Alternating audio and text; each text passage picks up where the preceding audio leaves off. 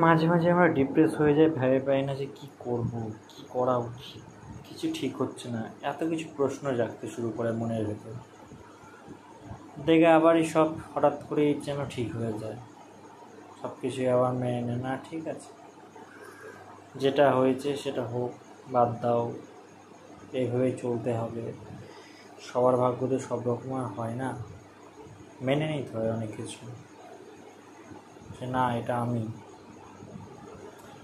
আর সত্যি তো, তুমি যেই পজিশনে আসো হয়তো তোমার থেকে অনেক খারাপ পজিশনে থাকতে পারে, বা তোমার থেকে অনেক খারাপ পরিস্থিতিতে থাকতে পারে, তাদের দিকে একবার তাকাও।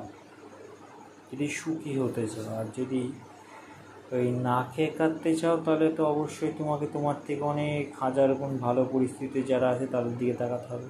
কিন্তু এই পৃথিবীতে কেউই সুখী নয়, সবাই কোনো না কোনো একটা দুঃখে জর্জরিত বা প্রবলেমে আটকে আছে।